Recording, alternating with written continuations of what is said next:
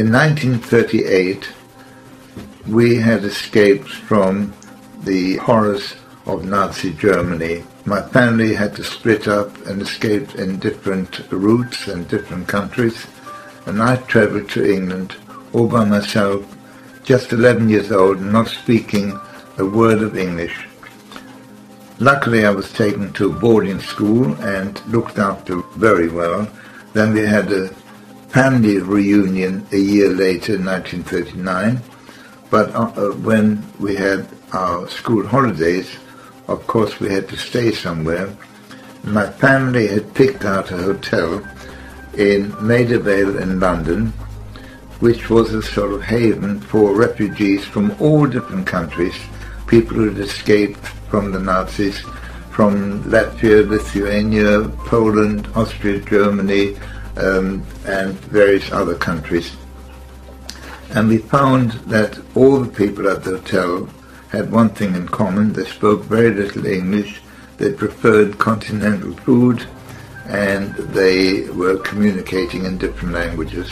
Staying there with some very, very interesting people, some of which I have a story which I will relate at a later stage, but one particular, which I didn't realize at the time, was Sigmund Freud. We had escaped in May 1938, and 2 or 3 weeks later, Sigmund Freud escaped from Vienna and also arrived in London. And whilst his house was being furnished and got ready for him, he stayed at the Esplanade Hotel.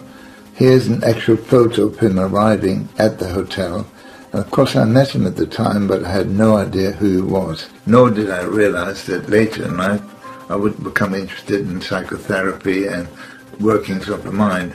So it's a great thought that I actually met Sigmund Freud in my early life. Well, I made a few friends at the hotel, in particular one called Sasha and the other one Valentine. The 3 of us, we used to go out and play in the street, even when the Blitz was on. But when aeroplanes were overhead, of course the anti-aircraft guns would fire, and after a few moments, sometimes minutes, shrapnel from the shells would come down, and the shrapnel would be very sharp, jagged and different sizes, and it would be red hot.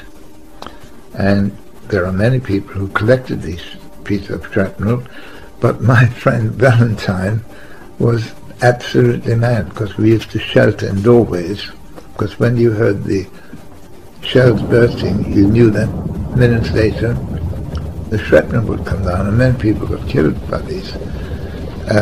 So he used to jump out from the doorway and collect these red-hot pieces of metal. We all collected them, but not to the extent he did. And we had one incredible escape, and that was the 3 of us went on our bicycles to Edgware Road, which was about 15-20 minutes away from where we were. And we went inside the cinema to see a film, and we hadn't been there long when the usherette came on to us and said, "Are you the boys that left your bicycles outside?" And we said, "Yes." And she said, "Well, there's a policeman out there, you've got to move them, because, as I said before, you weren't allowed to leave bicycles around in case the parachutists, they'd have the mode of transport, and we hadn't locked them up." So we said, "Oh, couldn't we see the end of the film?" "No, you've got to get out now, because the police are waiting for you." We went outside, and they said, "You've got to chain them up, but you can't leave them here." We didn't have chains, so reluctantly we came out of the cinema and started pushing the bicycles, walking down Edge Road back to Maida Vale.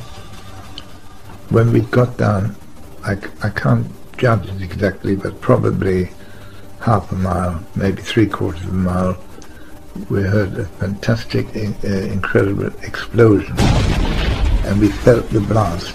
We weren't blown over or anything like that, but you could feel the blast. And the next day we heard the cinema had been bombed. And if we hadn't been called out, we would have been in that cinema. I assume that the usherette who called us out and the other people who were there would have been killed. But of course a very lucky escape for us. Mind you, it was happening all over London and the main cities of the United Kingdom, and at that time we could just not imagine that the war would ever stop.